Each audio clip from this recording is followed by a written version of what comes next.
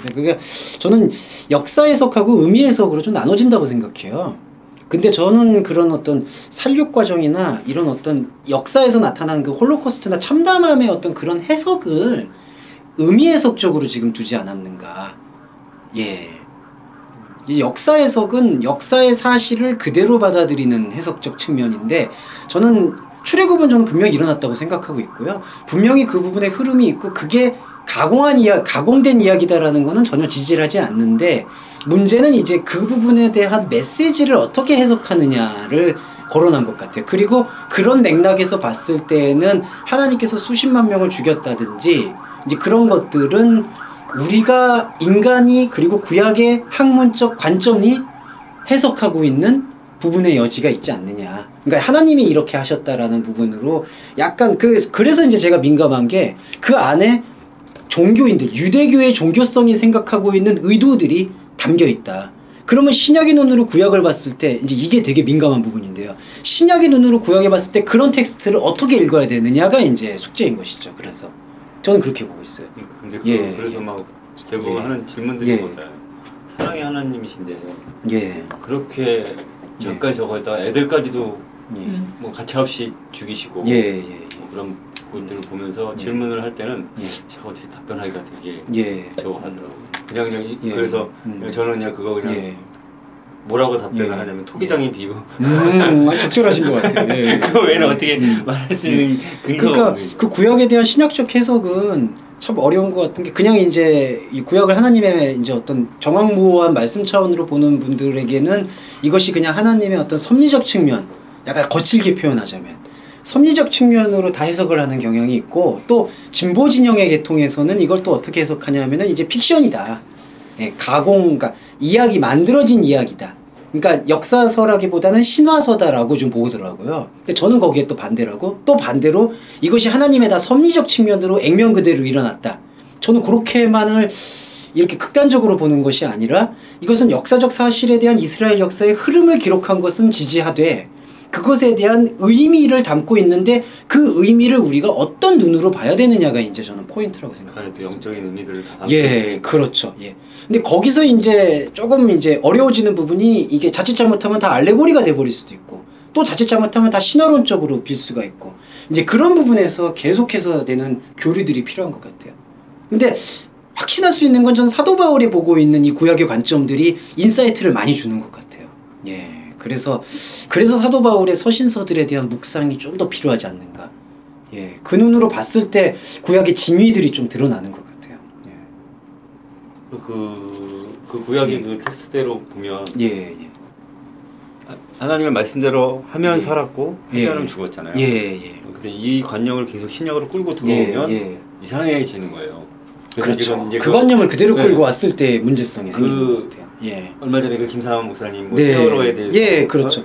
예전에 김홍도 목사님 인도네시아 지진 났을 때도, 인도네시아였었나요? 예. 네, 쓰나미 났을 때도 왜 크리스마스 때 예배 안 가고 거기 가서 뭐 그런 얘기를 하고 있죠. 예. 일본 쓰나미도 예, 일본 쓰나미도 믿지 않는 결과다. 우상 숭배에 대한 예, 거다. 우상 숭배에 대한 결과. 예. 그게 참 어떻게 보면 되게 좀 아주 애매한 해석. 하나님이 사람을 죽이신 게 사도행전 5장이 최후잖아요. 예, 그렇죠. 어떻게 보면은. 예. 근데 그게 이제 하나님이 죽이셨다. 저는 어떻게 생각해요? 예. 저는 그게 하나님의 행위라고 보기가 애매한 부분이라서. 예. 아나니아 삽비라. 예. 그리고 아나니아와 삽비라의 죽음에 대한 그 진술의 그 의도가 실제적으로 죽었다라고 저는 보기보다는 그들의 마음속에서 하나님이 떠났다라는 것에 대한 극단적인 출교적 상징, 저는 그렇게 좀 이해하고 싶거든요. 예. 저는 그 부분이 조금 더 사도행전에는 의미 있게 다가오지 않는가. 예. 전화님 그 말씀하시는 게 이제. 예. 어찌됐든 여기에서 보면 장사가 나오는데 이 원어로 어떻게 됐는지 모르겠지만 분명히 우리가 배우고 계속 듣고 그렇죠. 알고 있는 죽음으로 이제 죽었다라고 알고 있잖아요. 예, 죽음에 대한 부분. 어쩌면 예수님이 이 세상에 오시고 신약에서 있을 수 없는 첫 두 명의 죽음이 있고 그 일은 없단 말이죠. 예, 그렇죠. 죽음이라는 건 있을 수 없는 죽음이라는 예수 그리스도의 신약 시대를 예수 시대로 해서 그렇죠. 예수 시대의 흐름으로 봤을 때. 그러니까 요한으로까지 마지막에 선지자로 보잖아요. 이 두 명은 뭘까? 그거를 과연 뭘까? 과연 뭘까? 맞습니다. 아가네즈하고 같이 연관을 시키잖아요. 아가네즈하고 아나니아 삽비라. 근데 그거는 좀 곤란한. 하나님의 그건 좀 곤란한데. 하나님의 것을 건드렸다. 그건 좀 곤란한 해석인데. 참 곤란한 해석인데요. 11조 띄워 먹으면 이제 이걸로 가는 거. 또 절묘하게 또 그게 엮이네요. 무섭죠. 그건 좀 곤란한데. 아주 삽비라 죽음은 원전의 해석에서도 저는 그게 네크로스가 사용되지 않고 다른 의미, 아포다나토스가 사용이 됐다. 저는 그런 맥락에서 혼이 떠났다라는 그런 의미로 볼 수 있는 여지가 좀 충분한 것 같습니다. 그래서 저는 그 죽음을 육체적 죽음보다 어떻게 보면 더 심각한 거겠죠. 육체적 죽음보다는 처음에 초대교회의 상징성에서 이탈되는 성도의 사례를 보여준 거라고 저는 생각해서 하나님이 벌을 내리셨다는 어떤 구약의 연속성을 부과하려는 것이라기보다는 그 유무상통했다라는 것도 사실은 이 말씀의 나눔의 코이노니아로 저는 생각하고 싶거든요. 그러니까 그것도 이제 원전의 의미의 조금 뉘앙스는 사실은 물질 나눔이 아니라 정신교류, 말씀교류의 의미가 조금 더 강하기 때문에 그런 맥락에서 아나니아와 삽비라가 사도 바울의 가르침의 단어를 좀 인용하자면 다른 복음으로 자기의 신앙을 찾아서 찾아갔다라는 표현이 하나님을 떠나갔다라는 표현으로 볼 수 있지 않을까. 육신의 생명이 떠난 것이 아니라 공동체에게서 영적 공동체에서 잘라졌다. 근데 저는 오히려 그게 더 심각한 단절이 되는 게 아닐까. 그래서 그런 메시지를 보여주는 거는 아마 왜냐하면은 그 당시에서는 이 초대교회의 결속력에 대해서 또 유대교적 결속력으로 끌고 가는 걸 볼 수가 있더라고요. 그러니까 유대교 기독교는 이제 하나님의 말씀을 그리스도를 받아들이기 때문에 절대로 끊어지는 일이 없다. 결코 끊어질 수가 없다. 그런 것들을 강조하고 있는 그때 당시의 분위기 속에서 누가 기록자가 이러한 역사적 사건, 아나니아와 삽비라 사건을 염두에 두고 기술함으로써 이 경우에도 우리의 이 혼적인 생명이 그리스도와 함께 연합되지 않으면은 이것이 우리를 그리스도와 함께 멀어질 수 있게 만드는구나. 근데 그런 영향력들의 메시지는 저는 사도 바울이 줬다고 생각해요. 영으로 시작했다가 육으로 마친다든지 다른 복음을 갖고 온다든지 그런 표현들이 초대교회 안에도 일어날 수 있는 현상들이기 때문에 사도 바울이 지적하지 않았나. 그래서 초대교회 이후에서의 그 역사적 육체 사망들이 하나님께서 직접 주관하신 부분에 대해서는 저는 언급에 조금 피해야 된다라고 생각하고 있고요. 구약에서 나타나고 있는 이스라엘 역사에서 나타났다는 그 야훼 하나님의 징벌 해석을 과연 하나님의 징벌 해석을 어떤 의도를 갖고 지금 적해냈느냐. 그러니까 저는 궁극적으로 구약이 이렇게 돼야 된다고 생각합니다. 이 구약의 로고스가 저는 약간의 그것이 이제 실체 이전의 로고스라면은 신약의 로고스는 이제 말씀의 육화가 완전히 오셔서 이 로고스의 절정, 실체의 절정을 보여줬다고 생각하고 있습니다. 그래서 신약 교회, 그건 그냥 통칭해서 교회라고 저는 생각할 수 있는데 이 교회가 이제 우리 안에서 묵상해서 생명의 소마, 생명의 몸을 만들어 나가야 되는 예배는 이 실체 절정의 말씀을 가지고 이 구약을 이제 의미를 묵상할 때, 그래서 1차적으로 주어진 게 바로 저는 신약 성경이라고 생각합니다. 이 로고스, 실체 절정의 말씀이 담겨있는 게 신약 성경이고, 이 신약 성경의 말씀이 우리를 관통하는 눈으로 구약의 이제 텍스트를, 내러티브를 읽게 되는 것. 그러니까 신약에서 선포되어야 될 설교나 말씀이라는 것은 바로 이 관점에서 실체 절정인 하나님의 말씀이 신약 성경에 먼저는 예수님의 말씀이 되겠고요. 층위를 나누자면. 그 다음에 예수님의 말씀을 구약의 텍스트를 통해서 해석한 사도 바울의 서신이 되겠고, 그리고 이제는 우리의 눈이겠죠. 그렇게 사도 바울의 서신을 통해서 구약을 보는 것. 분모분의 분자? 그렇죠. 그런 생각이 들었는데 인수분해. 그렇죠. 분모 대신 예수가 존재하지 않으면 그렇죠. 분자된 구약도 존재하지 군자는 맞습니다. 그러니까 돌 김용옥 선생은 그분도 탁월한 면은 있던 것 같아요. 구약을 아예 떨쳐내야 된다고 얘기한 게 자꾸 구약이 이상한 얘기를 신약을 끌고 들어오니까 아예 구약을 아예 걷어내자. 해석을. 예, 해석을 걷어내자. 해석을 하지 말자. 그래서 초대교회에서도 이제 말시온파라고 이 말시온 초대교부는 구약을 빼자라고 얘기했죠. 그리고 아예 복음서도 빼고 바울파였으니까 이 사람이. 예. 근데 이제 저의 관점은 분명히 구약 안에서 이제 이야기하고자 하는 그리스도의 메시지가 존재한다라는 거는 전 긍정하고 있는데 그 메시지에 대한 생명 울림을 그걸 라키아라고 좀 표현하고 싶은데 그 생명 울림을 이제 어떻게 해야 되느냐 그게 이제 신약 성경의 눈으로 봐야 된다라는 게 제 주장이 아니라 이 신약 성경에서 나타내고 있는 얘기가 이제 이 복음 율법을 율법을 그러니까 복음하고 은혜로 율법을 봐야 되는데 자꾸 이제 근데 여기 복음은 그냥 박제화시키고 진짜 죄송한 말인데 이제 예수님 우리 죄 사해 주셨어. 딱 이게 하나의 그냥 못 박는 하나의 그냥 선언이 돼 버렸거든요. 그리고 이제 그러면은 이제 뭘 봐야 되는데 그러면 이 복음의 눈으로 율법을 보는 게 아니라 이거는 박제화가 된 선언으로 남고 그 다음에 그냥 또 구약의 어떤 내러티브를 하라 하지 말라의 내러티브를 여기에다 그대로 도입을 해버리는 거예요. 매뉴얼에 규범과 규칙과 명령 규범과 규칙과 명령과 근데 이게 우리가 이거를 세밀하게 구별을 해야 되는 게 사도 바울의 이 절묘함에는 바울 서신에는 3분의 1, 3분의 1, 3분의 1 설이 있거든요. 3분의 1이 뭐냐 하면은 영적 해석이고요. 구약의 영적 해석. 3분의 1은 문안 인사고 3분의 1은 도덕적 권면. 그러니까 사실은 이렇게 봐야 되는 입장. 이게 사도 바울의 수사법이기도 하고 기원전 4세기 전 이 플라톤을 위시해서 나왔던 그때 히랍 학파들이 사용했던 수사법이에요. 3분의 1은 문안 인사. 근데 문안 인사 안에도 영적 철학적 의미를 막 담아 놓죠. 그 다음에 3분의 1은 영적 해석이라고 했을 때 영적 해석이 뭐냐 하면 요거죠, 이제. 예수 그리스도를 가지고 복음을 가지고 지금 집사님 말씀하신 이 구약의 율법을 해석하는 길. 그 다음에 마지막이 도덕적 권면. 이것도 있습니다. 그러니까 또 영적으로만 보는 분들은 이게 없다고 얘기하는데 그게 아니고 또 그때 생활 속에서 필요한 부분들. 너희는 어떻게 살지? 근데 이게 아쉬운 게 이 사도 바울 서신의 층위의 목적은 이 영적인 것이 우리 안에서 이 복음이 우리 안에서 율법이 복음화가 되어서 풀려지는 새로운 몸이 지금 우리가 살고 있는 이 유한한 세상 속에서 어떻게 살아야 된다라는 그런 부분에 대해서 이야기해주고 있다는 거죠. 이 도덕적 권면이. 근데 이 도덕적 권면은 사도 바울의 장치가 다 있거든요. 시대 상황마다 다 다르다는 걸 암시를 하고 있어요.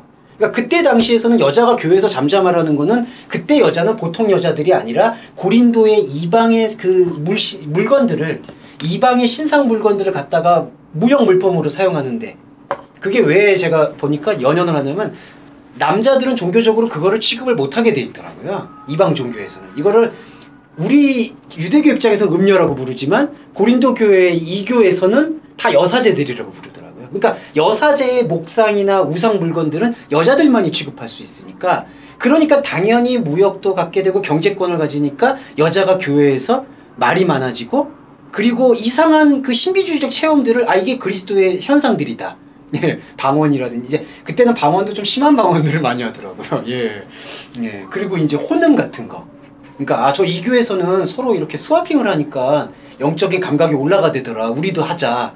그러니까 사도 바울이 그 상황 속에서 여자가 교회에서 잠잠하라고 얘기하는 것이죠. 그러니까 그런 것들을 우리가 세밀하게 봤을 때 이 의미들, 우리의 영적인 몸이 되어가는 새로운 행함이 지원받을 수가 있게 된다는 거죠. 근데 이제 이걸 갖다가 이것도 하나님의 말씀이야. 근데 사람들이 목적이 뭐냐 하면은 이거는 다 걷어치우고 여기 하나님이 말씀에 여자가 교회에서 잠잠하라고 쓰여있지 않았냐. 그러니까 여자 교회에서 잠잠하라. 그러니까 또 젠더 여자 가지고 또 이제 닥달을 벗는 거죠. 여자 안수 문제도 사실은 그렇게 접근하는 것들로도 전통을 만들어 나가고 있는 것 같아요. 그래서 구약 보기는 사실은 좀 그래서 잘 봐야 된다는 게, 그래서 구속사는 사실 편할 수는 있어요. 그냥, 이 복음의 핵심은 그리스도고, 구약에서는 그리스도가 다 일어납니다. 하지만은, 인간의 의도로 쓰여져 있는 그 텍스트에도 이게 예수 그리스도의 사랑입니다. 라고 얘기하기에는 곤란하지 않느냐.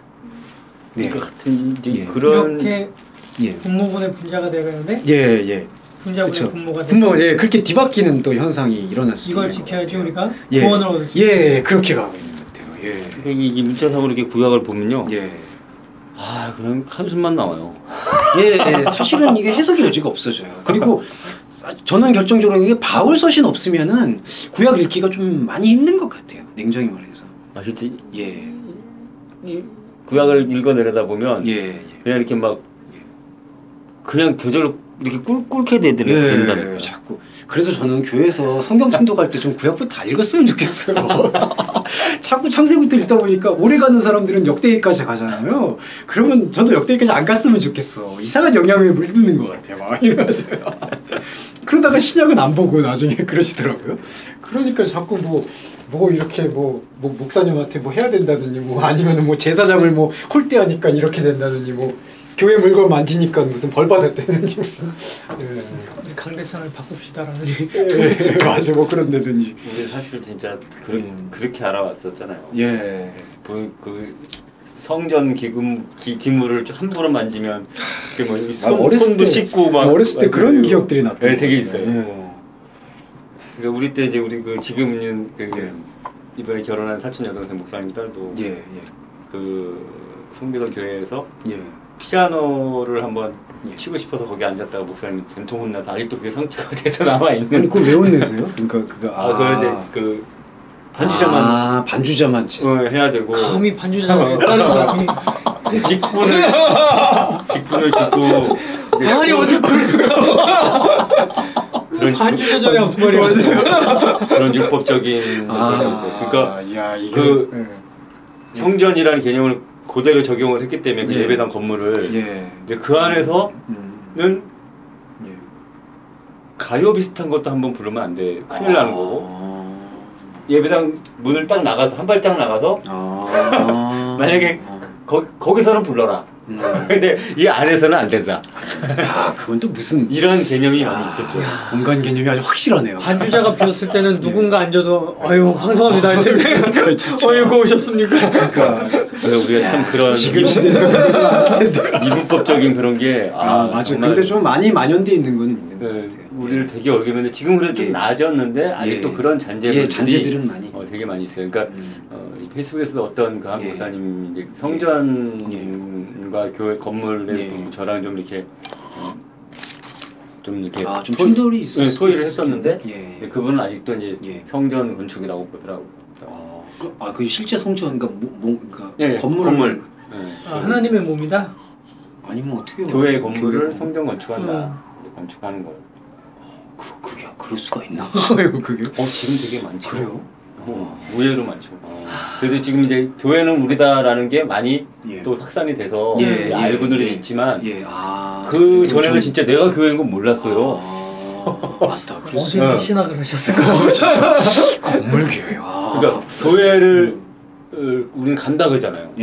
맞다. 우리가 교회가 된 건데. 맞다. 간다고 얘기하죠. 죄의 입장인데 교회를 간다고 하고 하여튼 그냥 예배당 간다 그러면 되는데 아직도 이제 사실은 교회로서 참여한다라는 게 정확한 표현인 것인데 맞네요.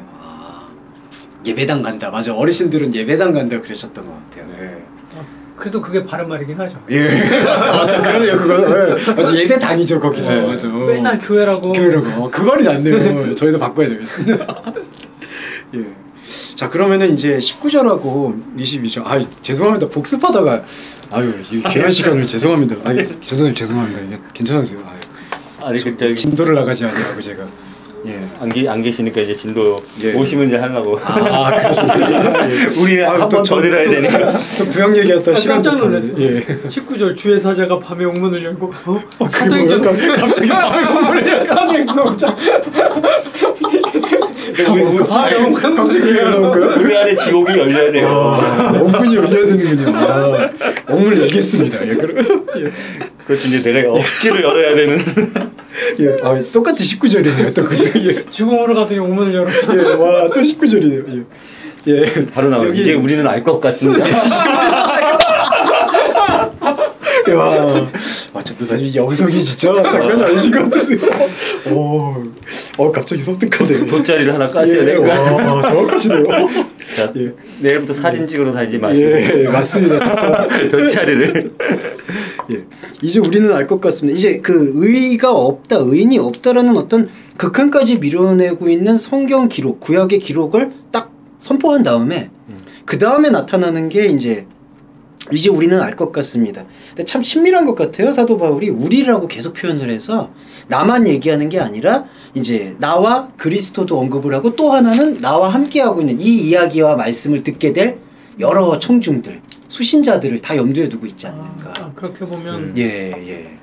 하나님과 이웃이 다 이웃이 지금 성취하려고 하고 있는 그게 왜 그러냐면 사실은 이 로마서는 그냥 사도 바울이 골방에서 사실은 특정한 수신자 없이 쓴 거거든요. 냉정히 보면은 로마 교회를 기대하면서 쓴 거긴 하지만 그래서 우리는 알 것 같습니다. 법이란 여기 지금 킹제임스 한글 번역은요, 그냥 무릇 율법이 말하는 바는 율법 아래 있는 자들에게 말하는 것이니. 그래서 그 다음에 후반부 구절에서는 이는 모든 입을 막고 온 세상으로 하나님의 심판 아래 있게 하려 합니다. 그래서 요 한글 번역에서는 이 율법이 말하는 바에 대해서는 총체적인 부정적 경향으로 지금 묘사하고 있습니다. 근데 이제 이 의미를 약간 원전하고 같이 접목해서 보면은 그게 아니라 그거라기보다는 법이 말하고자 하는 목적에 대해서 지금 좀 설명해주고 있는 것 같아요. 사도 바울이. 그래서 이제 우리는 알 것 같다. 무엇을 알 것 같냐? 율법을 주셨는데도 의인이 없다라고 얘기를 하잖아요. 그러면 도대체 법이 뭐냐는 거에 대한 사도 바울의 답인데, 법이란 법 안에 종속된 이들에게 말을 건다. 랄레오. 이게 이제 중요한 것 같습니다. 그러니까 법은 법 안에 종속돼. 그러면 이 앞에서 말하고 있는 법과 뒤에서 말하고 있는 법이 조금 지금 이제 사도 바울이 의미 안에서는 차별성을 갖습니다. 이 앞에 말하고 있는 법은 말을 거는. 그러니까 이게 이제 로고스에서 파생된 동사 랄레오. 말하는. 말씀하는. 우리한테 말을 건네고 있는데, 말을 건네고 있는 지금 상황이 어디냐? 바로 율법, 법.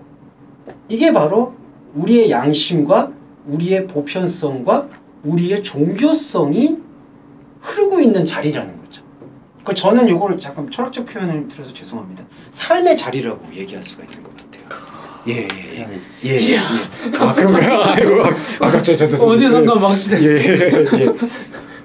그러니까 법 아래 종속돼 있다라는 것은 이것은 지금 사도 바울이 자각하기 이전의 자신의 모습들이었거든요. 양심의 가책을 받고 또 법을 지켜내고 또 그랬다가 못 지키게 되면 양심의 가책을 받고, 그리고 더 애매한 거는 법을 지켜도 양심의 가책을 받아요. 불안이 자리하기 때문에. 내가 언젠가는 음욕을 저지르고 말 거야. 내가 언젠가는 간음하고 말 거야. 그 불안이 내내 따라잡기 때문에 법을 지켜도 불안한 거죠, 항상. 이때 바울이 예수님의 그 말씀도 저걸로 하기 때문에 마음에 나가라 하는 자 그러니까 그 율법을 알고 있기 때문에 계속 지키는 사람도 불안하고 못 지키는 사람은 더 불안하고, 그러니까 죄책감을 있어서 속건제를 드렸는데도 또 불안해진 거죠. 또 내가 뭐 할 것 같아, 질 것 같아. 그럼 뭐 하나 딱 걸려요, 사람이. 이상하게. 유지를 해야 되는데. 유지를 해야 되는데 유지가 안 또 이게 안 되니까. 이 삶의 자리 안으로 법이 말을 건다. 그러니까 이게 아주 미학적이고 사도 바울이 가장 절묘하게 지금 표현하고 있는 부분입니다. 그러니까 이 부분에서 우리가 지켜야 된다, 지키지 말아야 된다라는 이 프레임 속에 사로잡혀 있는 나한테 말을 걸어주시는 거예요. 그래서 법의 본질은 말씀이다, 사랑이다. 그러니까 왜 모세를 통해서 하나님이 법을 허락하셨냐? 바로 나는 하나님이다라는 것을 너희들이 알아주기 위해서. 왜냐하면은 하나님이라는 존재 자체는 이름이 필요가 없으신 존재인데 그분이 하나님으로 불려지는 그 필요성은 오직 사실 우리 언어를 이해하는 우리를 위해서라는 거죠. 그러니까 하나님이라고 불려지는 게 그 목적이 뭐냐? 우리한테 하나님으로 불려지기 위해서 바로 그 사랑의 말을 건다라는 거죠. 그러니까 법의 본질은 그거라는 걸 지금 사도 바울이 얘기를 하고 있는 것을 말하고 있습니다. 이거 외로는 하나님을 알 수가 없으니까. 하나님 되심을 나타내기 위해서는 되심을 나타내는 거죠. 이렇게 텍스트된 성경 율법으로 이거를 주는데 이거를 받는 이들은 그것을 사랑과 은혜로 받지 못하고, 그렇죠. 그거를 법의 일로 받아들이고. 그러다 보니까 말 건냄을 통해서 출현하는 거는 뭐냐 하면은 모든 입이 다물어지고 모든 세상이 하나님의 심판을 세실 책임을 가졌다는 사실의 출현이다. 이렇게 함으로써 이 부분 안에서 지키고 지켜야 된다라는 이 프레임이 선악과 패러다임이라는 것을 사도 바울이 끄집어내고 있는 것이죠. 그래서 우리 안에는 항상 이 결핍인 악을 극복해서 선을 추구하고 쟁취하고자 하는 그 욕망에 연루되어 있다는 사실이 출현이 되는 거예요. 이 말을 건냄을 통해서. 그 다음에 이제 이런 부분이 있습니다. 아까 3분의 1 사도 바울의 이 의미도 있듯이 그렇게 됐을 때 이 패러다임을 알게 될 때는 반대적으로 생명나무의 패러다임에 대해서 인식을 하게 되고, 그러면은 생명나무 패러다임에 참여하는 자로서 이 양심을 다스리게 된다. 이게 아까 말씀드린 사도 바울의 3분의 1의 그때 상황 속에서 어떤 것이 최선이냐를 주고 있는 것이라는 거죠. 그러면은 우리가 해석을 하게 될 때는 이런 지점이죠. 이 3분의 1의 지점을 이 양심의 차원의 다스림이 시대와 상황에 따라서 다름을 인정하고 지금 우리 시대에서는 무엇이 최선인가를 항상 이 선악과 패러다임의 잣대로 보는 게 아니라 생명나무의 잣대로 보아서 느껴야 되고 같이 나누어야 된다. 그런 부분을 여기서 우리가 조금 총체적으로 이해할 수가 있는 것 같습니다. 예. 그래서 모든 입이 다물어진다는 거는 이 말을 건네고 있는, 이게 본질적인 게 아주 세밀하게 이게 드러나는 게요. 말을 걸고 있는 자체가 말씀이고 사랑이다. 이게 우리한테는 되게 신비로운 부분이, 그리고 이건 우리한테는 몸이 된다. 그래서 이게 이제 아까 말씀드렸던 영적 실제로서의 몸, 부활의 몸이기도 하죠.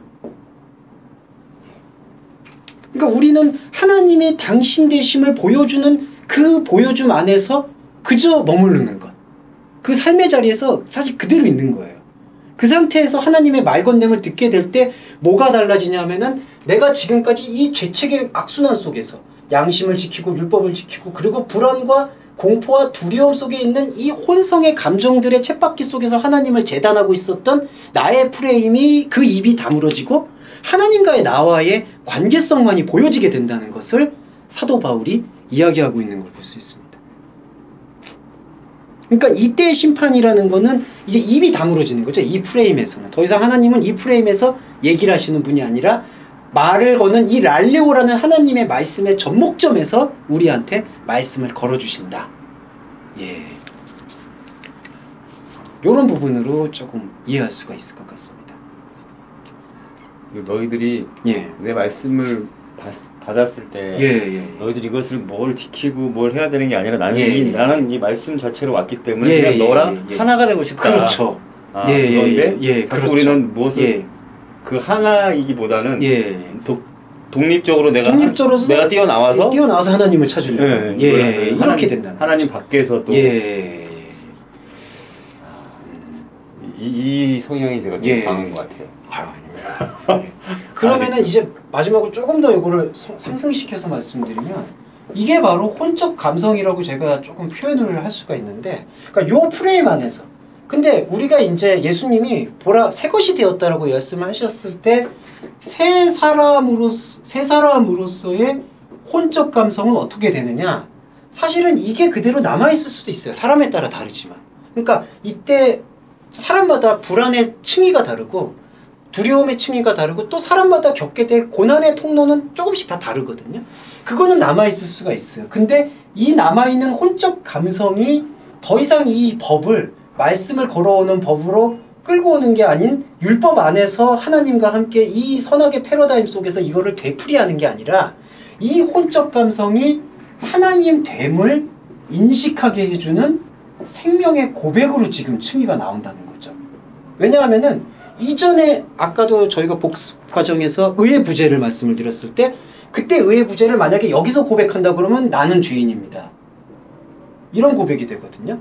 근데 여기서 하나님을 만나게 되어서 고백하게 됐든 똑같이 나는 죄인입니다 라고 얘기를 해도 이 죄인의 의미는 하나님을 몰라서 죄인이라는 얘기가 아니라 나는 하나님을 알면 알수록 나의 혼적인 감성 안에는 하나님이 없음을 보고 있습니다 라는 고백이 되니까, 이 프레임 안에서의 느끼는 죄책감의 층위와 이 프레임에서 느끼는 혼적 감성에서의 죄책감의 층위는 우리한테는 감성적으로 똑같이 느껴진더라도 전혀 다른 차원을 돌입되는 것이죠.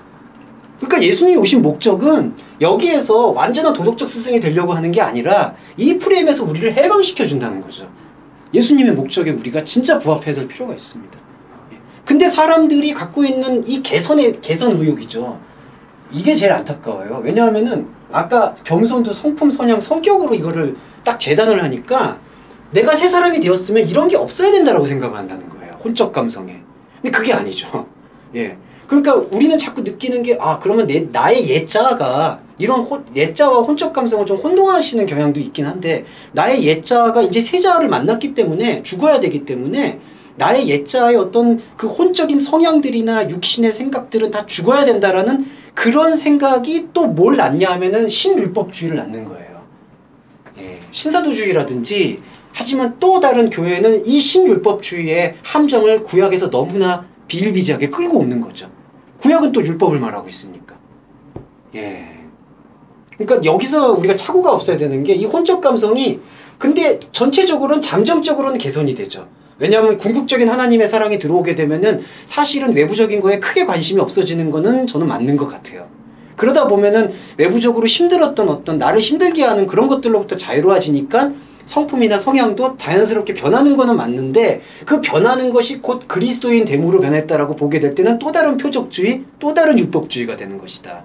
그래서 우리가 그럼 예배를 통해서 해야 되는 건 뭐냐 하면은 이 혼적 감성을 하나님 됨을 인식할 수 있는 나는 하나님이 아니지만 나는 하나님이 하나님이라고 불러주셨기 때문에 왜냐하면 하나님이 우리를 불러주신다라는 것은 그분의 형상 안으로 끌어당긴다는 얘기니까 나는 하나님이 될 수 없고 하나님이 없지만 내 안에는 하나님이 나를 사랑으로 불러주셨다라는 그 생명 고백을 이루어내는데 이 혼적 감성이 지향되고 헌신돼야 되는 것이고 그런 맥락에서 사도 바울이 먹든지 마시든지 무엇을 하든지 하나님의 영광을 위해서 해라. 그게 바로 먹든지 마시든지 무엇인지 이 혼적 감성을 얘기하고 있는 거죠. 근데 그게 하나님의 영광을 위해서 할 수 있으려면은 이거를 다스리거나 개선하는 문제가 아니라 이 프레임을 벗겨내 주시는 분이 이 말을 거는 존재, 그리스도라는 것을 말씀의 예배와 참여와 나눔을 통해서 우리 안에서 끊임없이 생명의 호흡을 나눔으로써 이 영적 성찬에 참여함으로써 이 우리의 혼적 감성이 생명 고백으로 계속해서 올라가는 거죠. 그러면은 이 아까도 이 말씀의 말을 건넴이 본질이고 말씀이고 사랑이고 우리한테 궁극적인 실제인 몸이 되니까 이 몸이 사도 바울 표현처럼 장성한 자의 분량으로 자라나게 되는 것이다 라고 볼 수가 있는 것 같습니다. 예. 아이고 이거 시간이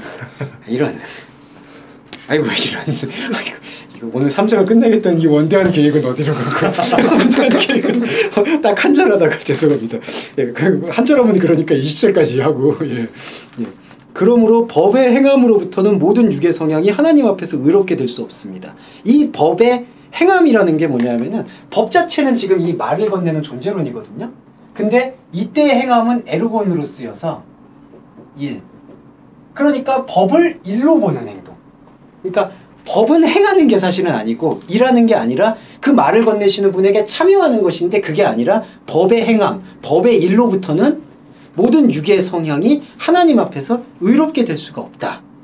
여기서 제일 그리고 결정적인 게 법을 통해 나타나는 건 죄에 대한 확고한 깨달음일 뿐이기에 그렇습니다.